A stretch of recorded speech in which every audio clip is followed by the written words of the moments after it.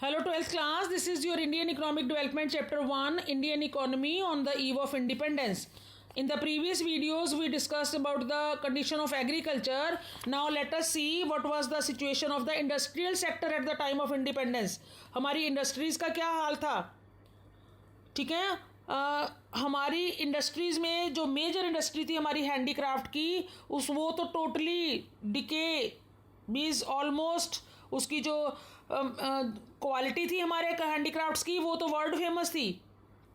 पर ब्रिटिशर्स ने handicraft industry को किस पॉइंट पे लाके खड़ा कर दिया, that we will discuss. Now let us see कि किन वजह से हमारी इंडस्ट्रियल जो थी ग्रोथ वो ऑलमोस्ट स्टैग्नेंट हो गई। नंबर 1, डिस्क्रिमिनेटरी टैरिफ पॉलिसी जो थी ब्रिटिशर्स की, क्योंकि इंडिया उनके लिए एक best source of raw material था। दूसरा, बेस्ट मार्केट थी जो उनकी इंडस्ट्रियल प्रोडक्ट्स हैं जो ब्रिटेन से बन के आती थी। India was one of the best markets for them, क्योंकि उनका रूल था वहाँ पे।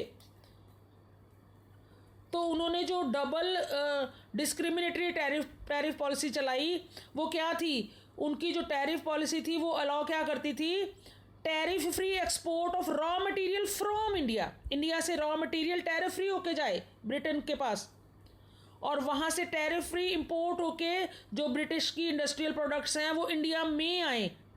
इंडिया में इंपोर्ट ब्रिटिश इंडस्ट्रियल प्रोडक्ट्स का, इंडिया से रॉ मटेरियल जा रहा है और गुड्स बन के जो है ब्रिटिश प्रोडक्ट्स जो हैं वो इंडिया में आ रही हैं। सो दिस वाज ये डबल पॉलिसी हो गई ना, उनकी डिस्क्रिमिनेटरी हो गई ना।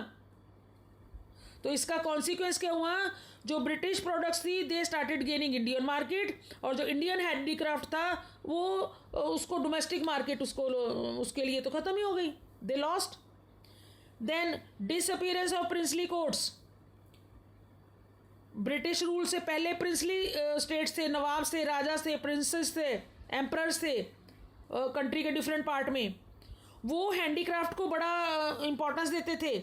उन्होंने अपनी एक पहचान बना रखी थी अपनी अपनी स्टेट की, और जब ब्रिटिश रूल ख़त्म हो गया, प्रिंसली स्टेट्स ख़त्म हो गई, तो ये जो हैंडीक्राफ्ट था वो भी डिके होना शुरू हो गया। सो हमारा इंडियन हैंडीक्राफ्ट जो था वो डिके क्यों हुआ, नंबर 1 ब्रिटिशर्स की डिस्क्रिमिनेटरी टैरिफ पॉलिसी की वजह से। नंबर 2, जो प्रिंसली स्टेट्स जो इम्पोर्टेंस देती थी इनको, जो इनको वेलकम करती थी हमारे आर्टिशियंस को और क्राफ्ट पर्सनस को, वो प्रिंसली स्टेट्स के साथ ये इनका भी ये सब ख़त्म हो गया। देन जो मशीन मेड प्रोडक्ट्स थी वो लोगों को कॉस्ट इफेक्टिव लगने लगी, कम पैसा लगता है उनको ख़रीदने में, और जो हैंडीक्राफ्ट वाली चीज़ें थी वो ज़्यादा कॉस्ट थी। So people they started buying low cost products जो मशीन मेड थी, जो ब्रिटेन से बन के आती थी। देन जो डिमांड का पैटर्न था वही चेंज हो गया था। एक इंडिया में भी नई क्लास निकल के आ गई थी जो वेस्टर्न लाइफस्टाइल में जीना चाहती थी। तो वेस्टर्न लाइफ को वो मॉडर्नाइजेशन बोलते थे। इंडिया में भी ये चेंज आने की वजह से हमारी जो लोकल ट्रेडिशनल हैंडीक्राफ्ट था they lost the market. Then introduction to railway. Britishers ने अपनी मार्केट को एनहांस करने के लिए इंडिया के हर कोने में रेलवे लाइन बिछा दिए, so that the size of the market increases, और कॉस्ट ऑफ प्रोडक्ट उनको कम पड़े और मार्केट उनको दूर गांव तक मिले, every part of the country तक मिले। So this was the situation of Indian industry. और जो अदर इंडस्ट्रीज थी, आयरन एंड स्टील इंडस्ट्री, ये सारी तो है ये 1907 से चलती आ रही थी। Sugar industry, cement industry, paper industry, पर इनकी भी सिचुएशन जो थी that was not so prosperous. Clear? So this was all about your condition of your industries at the time of independence. Thank you.